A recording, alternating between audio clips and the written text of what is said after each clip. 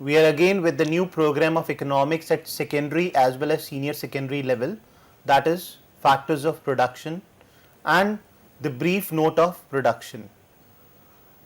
For this program, we have our expert with us, Dr. KB Singh. He is a man of economics, finance, and his area is also related to the production also. As we all know, production means production of goods as well as in services. Production is incomplete means we can say production needs joint efforts of factors of productions also. So sir will discuss in detail about all factors of production, their importance, their features and other things. Sir, please. Yeah, thank you, Dr. Chog. Production, as you said, is very important for any economy, and production is also known as main economic activities. It generates income for the economy, and these incomes are distributed to those people who provides the inputs, and these are known as factors of production. There are 4 factors of production, and these are known as land, labor, capital and entrepreneurship. Out of these 4, we can also classify them as production factors which are related to human beings, are also known as human resources, and they are known as entrepreneurship, supplied by some human being, and labor, some person who are working for the production activities. The other 2 factors, which are land and capital, are non-human in nature. So we'll discuss land first. We'll understand how land is important, what are the characteristics of the land. Land, as you all are aware, is a natural resources, and natural resources means that it is available to the economic activities because it is provided by the nature. So therefore it is known as a natural resources, and therefore it is also known as a gift of nature. Land in any region, whether it is India or any other economy, land has a limited supply, and therefore we need to rearrange the production on the basis of those limited facility. Land is immovable, means it cannot be moved from one region to the other region. So therefore the land which is situated in, say for example, New Delhi would be available for production activities only in New Delhi. And the last, land has no opportunity cost. You are all aware of the opportunity cost. Opportunity cost is the cost of next best alternative. Land, as it is a limited supply, so therefore it has no opportunity cost. So if we move to the other factor, which is again a non-human in nature, that is capital. And capital, a human made resource. Capital not necessarily means only money or say currency or cash. Capital means all man-made materials, whether it's a plant, machinery, cash, everything is known as capital. And the main feature of this one is, as we said, it's a man-made, so therefore human beings make it. And secondly, the amount of capital is required for increasing the productivity of the organization. So if there is more supply of capital, the production would increase. If there is lesser capital, production would fall. So we can also classify the production activities between labor intensive and capital intensive. Labor intensive are those production facility which has labor as a main focus, human resources are the main focus, whereas those production activities which has capital, machinery, plant as a main focus are known as capital intensive units. The other human resources are, one is labor and the second one is entrepreneurship. So we'll discuss first about labor. Labor is simply a service, and the amount of labor is the amount of hours, the number of hours a person contributes in the production activities. So therefore labor supply simply is the number of people who are working in an organization multiplied by the number of hours which they work. So therefore we would have something like say productivity of labor or say mobility of labor. So productivity, the term productivity in terms of labor is used. Again we said number of hours. So how much units a person is contributing in the organization. Say for example, if we in an organization, if the amount of production is say 10,000 units and the number of labor hours used is 5,000. So we can divide these two to get what is the productivity of those organizations, right? So labor again depends on many other factors, which is, say for example, population, the amount of say rewards or the incentive which the organization provides to those people who work as a labor. The third important area is can we import or export labor, because we said labor is a mobile factor. We can move labor from the one region to the other region. So like land we said is immovable, labor we can move from one organization to the other organization, one area to the other area. So that is a very important factor. We have one difference ki labor wages. Labor, there means wages and salary. There is a difference. And labor also we have white collar people and blue collar people. Right. White collar people, blue collar people. There are two different people. So wages, here we also include wage earners as well as salary earners. Yes. All, whether we classify them, the incentive which are given to the people who are working for the organization, if we classify them in salary or wages or by whatever name we call them, all efforts provided by human beings in our organization are classified as labor. Okay. And these labor may be at a very primary stages, so they are known as a workers or simply laborers. Okay. The effort is labor. The number of hours they put in the organization is known as the labor hours. So whatever we are calculating previously, labor supply, number of workers into number of working hours per worker. This is for daily wages workers. Daily wages per hour. Okay. And nowadays we are using a very broad term for the permanent, or we can say white collar people, that is known as CTC, cost to company. Cost to company. Okay. That is for those workers who are at the higher end of the production facility. Okay. Say for example marketing or say sales functions. There we don't see the number of hours. Okay. There we see the number of days who they are providing in the organization in the production facility. This is for learners. We do have estimation of national income, estimation of domestic income. In that case we use this thing ki wages and salaries, wages of workers, salaries of employees. These are the basic things where student can take the knowledge and they can apply in national income also. Exactly. National income, I understand it's purely a practical area, but there also we have to be very much clear what to take while estimating national income, domestic income. Blindly we are taking, okay, ये इसमें आता है तो we have to take. We have to have means proper clarity also why we are taking and why we are not taking. Exactly. Although both compensation and wages, wages is the part of compensation. Right. But wages is for laborer and salary is for employees. Right. We said about the supply of labor, then we also discussed about the productivity, how to calculate the productivity of the labor. We have compared two firms, firm A and firm B, okay. And in both the firm there are two elements which is very important to notice. One is the number of hours in firm A and number of hours in firm B, the number of labor hours exactly, and secondly the output in units. It is very important to understand here is in services the output units are not given as units as there is in material production. So therefore if we divide these two, the output by the number of labor hours, we get the productivity, and then we can compare firm A and firm B which has higher productivity. Any firm which produces more output per number of labor is known as the firm which has higher productivity.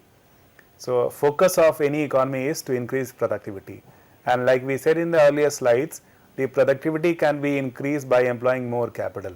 So we can employ more capital to increase the productivity of any economy. Any company can increase their productivity by improving the number of say for example capital intensive, or say for example plant machinery, modernization of plant, all these would contribute to higher productivity. Other point which we would like to mention here is, we said we distinguished land and labor on the basis of mobility. We said land is immovable whereas labor is movable. So mobility of labor is very important characteristics which would probably in a long run would lead to specialization. So you'll find out, say for example, Indian economy is more service dominated, whereas say for example other economy like Chinese economy are more manufacturing dominated. So therefore mobility plays a very important role here. As per their interest, they can move from Exactly, yes. area. So those countries which are higher in, say for example manufacturing, people around the world would move towards them. Yes. So probably there will be more engineering graduates which would be needed in manufacturing production facilities. Whereas for a service, we need to have a different sets of skills. So and our mobility GDP is growing because of service sector area. Exactly. Almost more than 50% of the contribution in GDP is by service. By service. So therefore, we require people who are not only, say for example, having a domain knowledge of say engineering or IT, we would also like to have people who have, say for example, interpersonal skill or say communication, which is very important in the case of services. Land can be exploited to use production, we can increase production. Similarly, labor can also be, we can increase productivity of labor. How do we increase the productivity of labor? Is a very important area. Like we have learners here. One of the important feature to increase the productivity is through education. Proper skills, giving training to them. Education and skill development is the most important factor which increases the productivity. The other one is like say if we improve the working condition. Right? The working condition may be like say for example if we give more incentive perks to the organization or to the people who are working, or if the management improves. So all these would lead to higher productivity of labor. So labor productivity is very dependent on these factors we can say. Skill you develop, you manage them well, you provide them incentive perks. Right? So all these would lead to their productivity. There are two types of mobility. One is based on the geography, the location, and other is based on the occupation. So we call them as geographical mobility and occupational mobility. Geographical mobility is, we said labor is mobile, so can they move from one geography to the other geography, say from New Delhi to say for example Mumbai. So we can say those are mobile. So there are various factors which contribute to them. I say for example transfer is one factor. Many jobs are transferable. So transfer would lead to geographical mobility. The other important mobility is occupational mobility, and occupational mobility depends on the personal factors. And the personal factors, say for example, if a family of labor moves from one location to the other location, say for example, there are many women who gets married to the other cities, they move from one location to the other locations. The other factor may be say monetary, say for example, people change his organization because they get more incentive in working in some other organization. The other factor may be say for example, they acquire skills at a later stage of life. Say for example, now they are in 10th, gradually working for 2 years they pass say 12th. So they would get a higher opportunity, good opportunity, so they can move from one organization to the other organization. We discuss about land, we discuss about labor, we discuss about the capital. The fourth very important which drives all these four factors of production are entrepreneurship. And entrepreneurship is a gift which say a human being would have. And entrepreneurship is, say like say it is in a very layman term we can say all businessmen are entrepreneur. All businessmen are entrepreneur because they collect land, they collect labor, they collect capital, and then they organize them to production facility. So entrepreneurs are the person who by their skill, who by their entrepreneurship skill, they channelize all these into the production. So that is the most important factor which we call them entrepreneurship. Sir, I want to add one more thing. As we discuss about labor, labor can become entrepreneur in their later stages. And you said ki mobility is one part. Like if person is mobile, means a labor is mobile, he is just shifting from one job to another. And another case is that the one who is working here and he is transferred by the same job to some other part, other country, that time he is employed. Right. But the person, this is for learners also to understand this situation, because they have unemployment as a social and economic problem. When a worker is working in X company and he is not happy with the working condition of X company and he resigned from that company and he switch over to some another company. He want to switch over to another company, and in the meantime he is just searching for some another job, some another company. That time he rendered unemployed. That type of unemployment is technically known as frictional unemployment. Right. So when they change No, one job to the other job. This is for learners, because learners are very much confused about this frictional unemployment, and in present scenario this frictional unemployment is a very important thing, because people, they are also, sir, this is very common practice ki they want to work in any private company for 2 or 3 years, then they want to switch over to another country. Company also, job also, and geographical mobility also. Right. Geographically, job mobility, even they want to have some new area, new aura they want to have. Exactly. We term them as, say, the monetary incentive which they get from Yes, changing the job.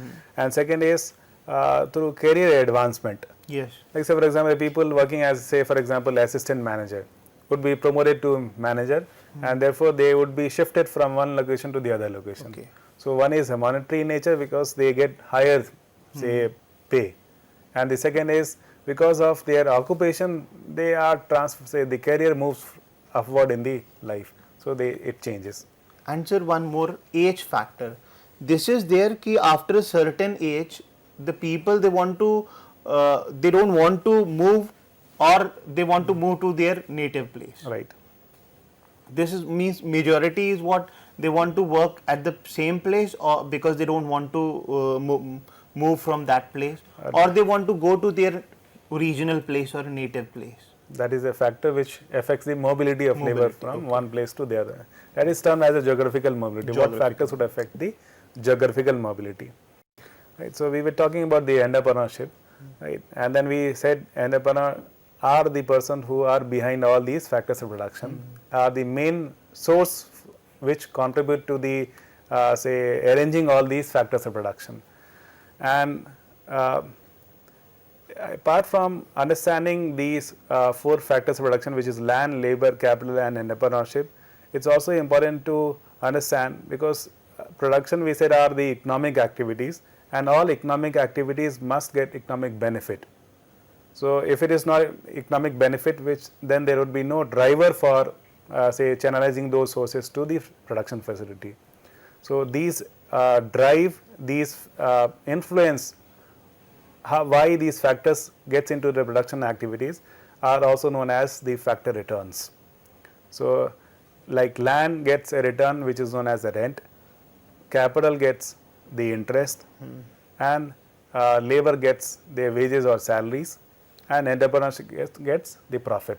So these 4 elements, which is interest, which is rent, which is profit, which is salaries and wages, these are the drivers which influences the factors of production, which analyze the factor of production moves to those production facility in any economy. So if we have a higher rent, so people would, if say, let's say for example any land resources which has a higher rent, people would find say land moving towards those higher rents, or to those economic activities which is paying higher rent. Similarly, say for example labor, as you mentioned earlier, people move from one organization to the other organization because they get higher pay. So if there is higher pay, labor would move from one location to the other location, one organization to the other organization, one country to the other country, because now labor is mobile, and that leads to the globalization. And similarly is the capital, whereas the entrepreneurship is important, though it is mobile, but they would like to have their base in those locations where all these 3 factors are easily available. Sir, we have our learners also with us. They also have some questions. They also have some queries. So I now welcome our learners also. So they are from AIs. Okay. We have accredited institute, and we call them from there only to just share their views and to raise their queries. So we have learners, please. So my name is Samyak, and my question is, what are the challenges faced by an entrepreneur? See, for entrepreneur, I must say one thing. Entrepreneur are those who work very hard. They are innovative. And I just quote for entrepreneur, for them failure is not the end, but just the bend in the journey of life. I unquote. For entrepreneur, even you can become an entrepreneur. And as an entrepreneur, you can start your own business, you can start your own venture also. Right now, all colleges, all management colleges, they are just spreading this message among students to become entrepreneur, to start their own business, to start their own venture. You can start your hotel, you can start your own event management group, anything. I'd And- like to add one point here. Like India is a developing nation, and employment opportunities are limited in numbers because we have a high population and lesser, say, economic activities.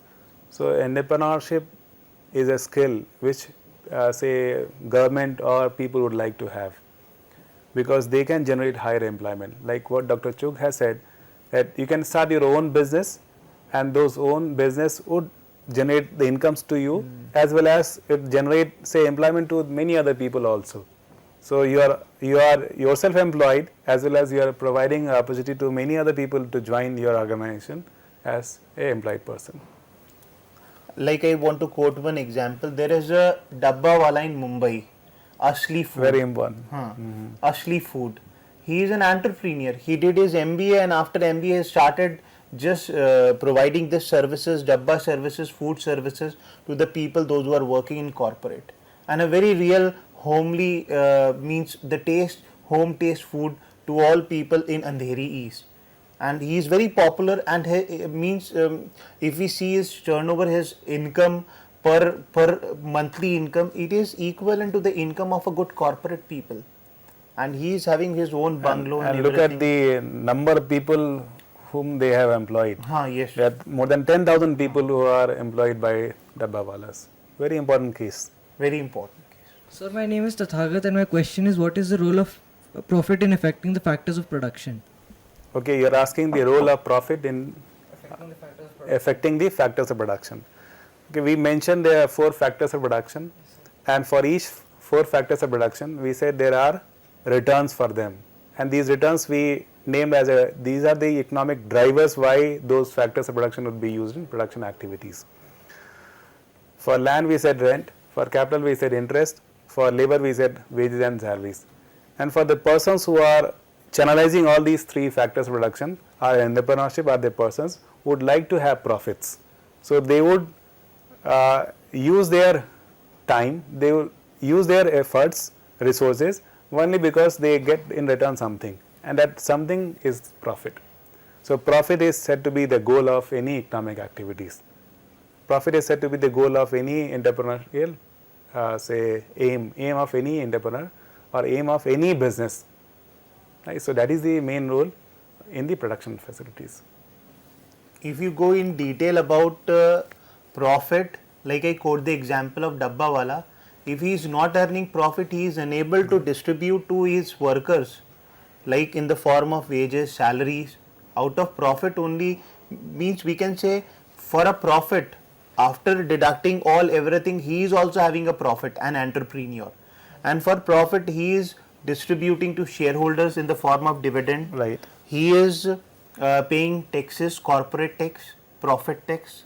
And third, he is retaining some part of the profit for future contingencies also, for future Development products, yes, development. services. Means Right. if he is having his own money, then in future he need not to tap the doors of investors, private investors. Exactly. Like suppose I am having my own profit, I have profit this time, and out of the profit I just save some part of the profit, which is known as retained profit, retained or undistributed profit.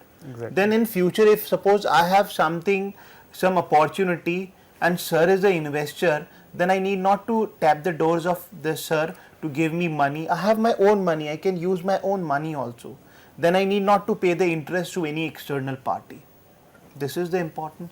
You have profit, then you can just accumulate it. You can distribute to shareholders, It can be reinvested in the business reinvested in the and business to also. for a growth and expansion. Yes, So good. business which is small, have say a small amount of profit, again those can be expanded, so you'll have higher profits. Again the profits will be redistributed, Yes, yes. right? So this And is this how could it also be channels. the very important quality of a entrepreneur. So, sir, this was a very wonderful session, because in this session we have incorporate various issues: economic, social, political, and financial issues, everything, because this is important, means labor, capital, entrepreneur, everything we have incorporated. For this, sir, I extend my heartfelt thanks to you Thank for you, sir. sparing your time for us, for our learners. And I also extend my thank to our learners, special learners from various AIs, for coming here in this platform and sharing and posing the questions related to their problem. I just once again thanks to you. Thank you.